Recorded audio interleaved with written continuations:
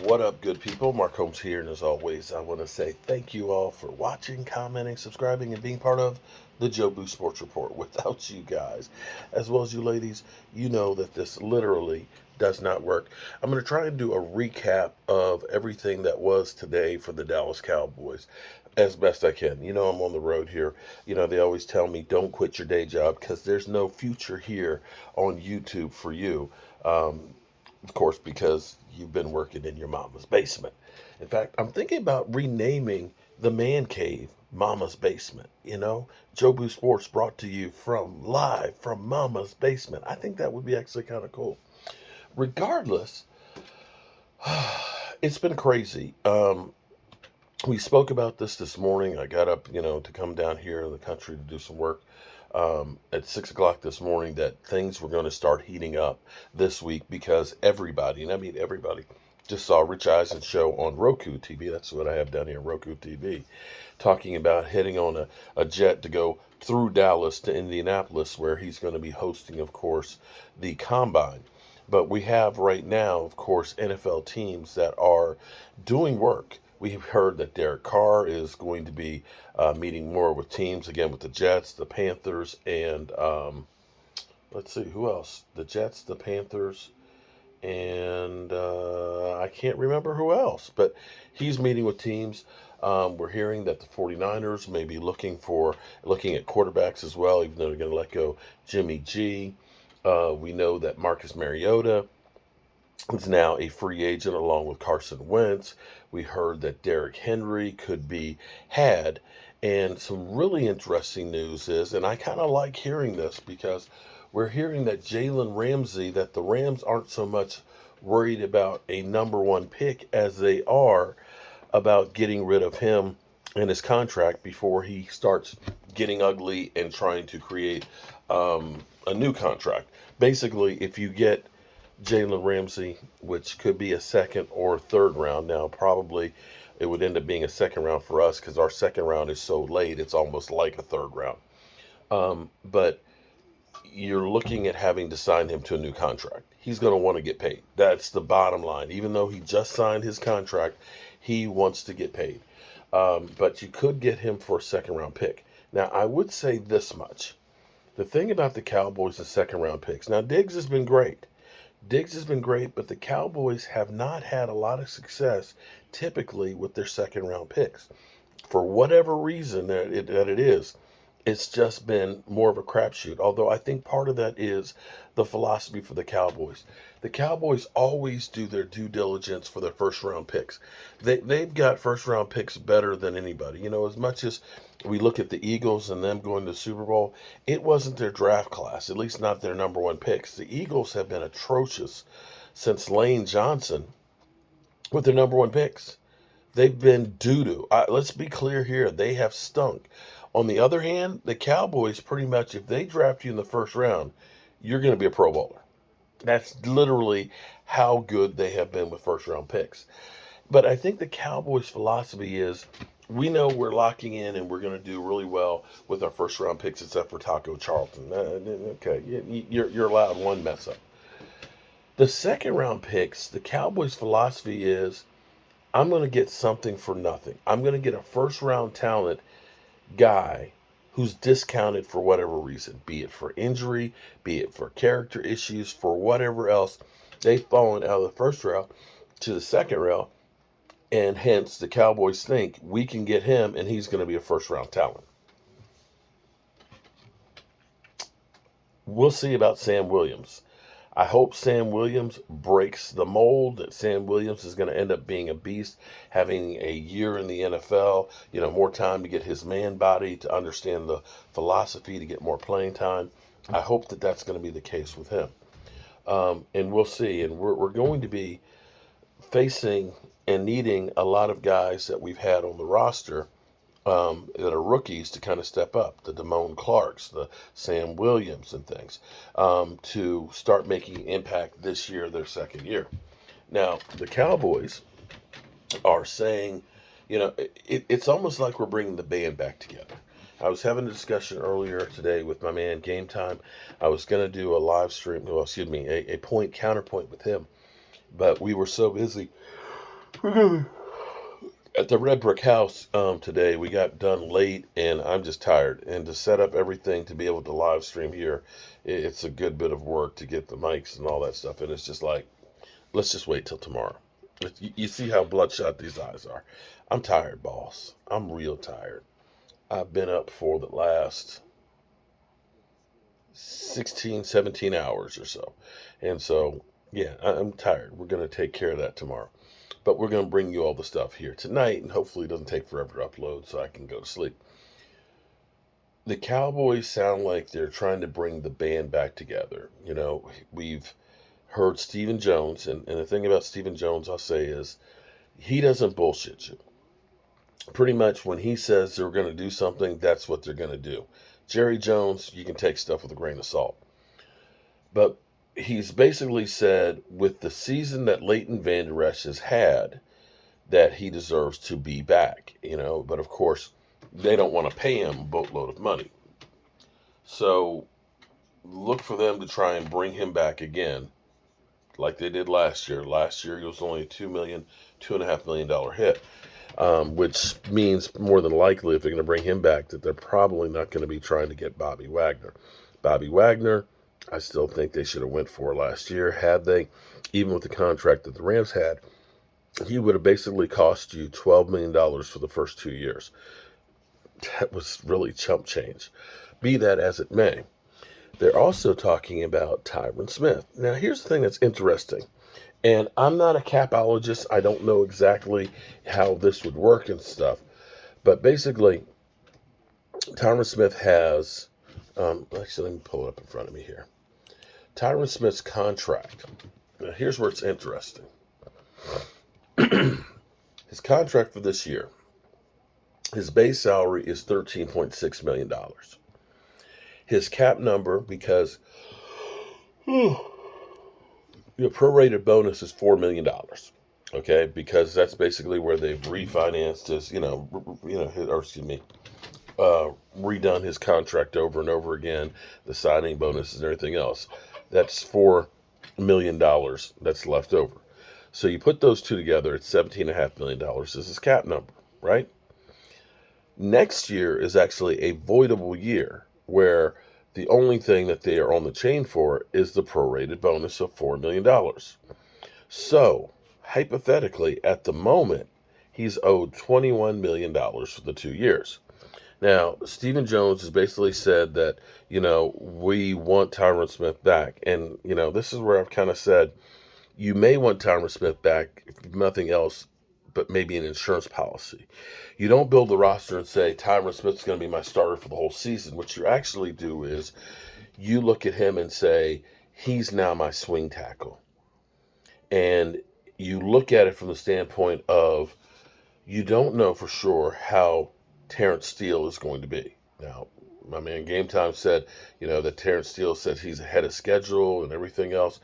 But having the Joneses finally admit they screwed the pooch with Amari Cooper trade, letting him go, and thinking that a third-round pick, they overevaluated Jalen Tolbert's effective coming in here as a rookie. And they overestimated what they were going to get from Michael Gallup back from the injury. They gambled and they lost. They literally lost in all three. Amari Cooper was a bigger piece of the offensive pie than they thought. Jalen Tolbert, they thought they were going to get something out of him. They got nothing. They thought Michael Gallup, he'd be back, first week or two of the season, and that he was going to be the guy he had been in years before, and he was not anywhere close. They lost 3 times over, and they finally admitted, we screwed the pooch on that. So understanding that they screwed the pooch like that, I'm not ready to say that Terrence Steele, our right tackle, is going to be ready to start week 1. He might be. That would be great. But if you have Tyron Smith as that guy who can play there and or back up, or possibly we've heard that he could play guard, he ends up being your Swiss Army knife guy to plug in. He's experienced. Now, here's the thing. Best case scenario, if you just cut him right now, okay, pre-June 1st, you say, I don't know what she's laughing at. You cut him pre-June 1st, you save $9.5 million, which is good, but you still take an $8 million dead hit. If you make him a post-June 1st cut, you end up saving $13.6 million and only take $4 million as dead money. Okay. What if you restructure the contract since you have that voidable year, and let's say you put and convert 10 of that into signing bonus? Well, let's say you put 15 of that signing bonus. You're basically cutting his number down to about $8 million.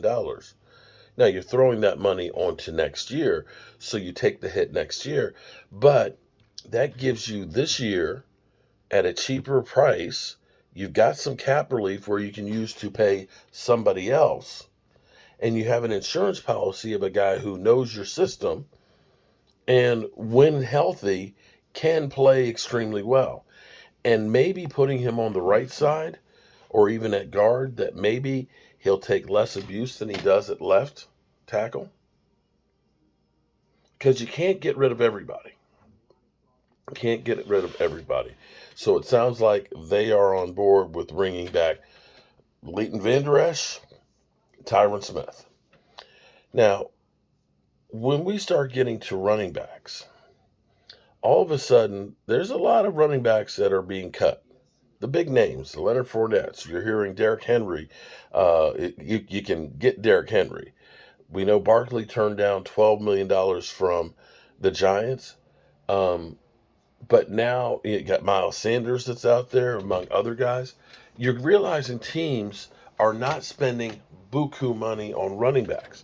And all of these big name running backs are now free agents, which means that the more that there is supply and demand, means the price goes down. So the question is, with all of these running backs that are out here, should the Cowboys lock up that franchise tag for $10 million on Tony Pollard? Now, here's what I will say about the franchise tag. Let's say instead of last year, the Cowboys had taken the franchise tag and made that a long-term deal for Dalton Schultz. Here's the thing. Tight end money right now, Darren Waller got, $14 million a year? What if the Cowboys had made, a 5-year, $14 million a year deal with Dalton Schultz? And we're looking at that now. It would have saved them some cap room last year, but you'd be paying for this for the next couple of years. There'd be an out, or, at probably 3 years or so. But would you want to be paying Dalton Schultz $14 million a year right now? So the cap number of the franchise tag for a running back is $10 million. And if you really deem that Tony Pollard is the guy that you need, by all means, you're better off with the franchise tag than the long-term deal. You see guys like Alvin Kamara, who might not play next year because, he's got legal issues. But you look at his numbers have come back down too. So there's no long-term deal that you get with a running back. And sadly for the running back, they take the most abuse. They've got the shortest window, and they're getting paid the least. It sucks. So this, in essence, tells me that if you're bringing back Tyron, I don't think that Zeke Elliott's coming back. I don't think so. Unless the Cowboys are looking at this and saying, you know what? And I wouldn't be mad if this was the case. That Jerry Jones looks at it and says, I screwed the pooch with Tony Romo and Jason Witten and crew, and they deserve to have a ring. If he decides, you know what, we're going to restructure Tyron Smith and get some cap relief. We're going to go ahead and restructure, Dak, and add some, onto his contract to get some cap relief. We'll go through and do Zach Martin and get some cap relief and D-Law. And we're bringing back Tyron Smith and Zeke Elliott for one last go-round to try and get this thing, and then use that extra money to go out and get themselves some extra talent. I wouldn't be mad about that. because that would be them actually caring about the players and trying to do something special for them. Now, that's me, Mr. Sentimental here. But the reality is if their whole plan is, well, we're bringing back Leighton, Vander, Esch, we're bringing back Tyron Smith, and we do a free agency like we did last year, where we just get James Washington and Ryan Null and Dante Fowler, then they need to be crucified for basically malpractice. Now we've heard that Brandon Cooks, that people have been talking to the Texans again about Brandon Cooks, and we do know the Cowboys were trying to make a deal for Brandon Cooks, but they wanted a number one. That was way too much. We're hearing also that Hopkins they're not looking for a number one, that they would settle for a number two. Me, knowing what I know about the Cowboys and second round picks, I'm okay if they get Jalen Ramsey, if they get Hopkins for a number two, by all means, let's do that. Because then we've got a piece that can really help our team with that second round pick that, generally speaking, doesn't pan out for the Cowboys. Whew. All right, so I think I've covered most of the stuff that we got going on here right now. I'm sure I've missed quite a bit because I'm not back in my studio, the Joe Boo Man Cave Studios. I'm here on the road again, but we're going to do the best that we can, man. The best we can to bring you all the news on the Dallas Cowboys. And I posted earlier, I was originally going to do this video earlier, but we had breaking news on Michael Irvin, where Marriott basically, they don't want to put out the tape because they're afraid that Michael Irvin will use the tape as propaganda for his case. Tells me there's nothing on the tape that's incriminating to Michael Irvin. All right, good people.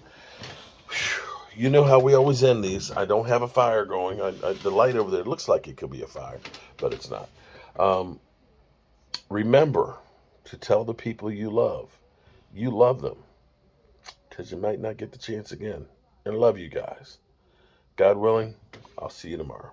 Peace.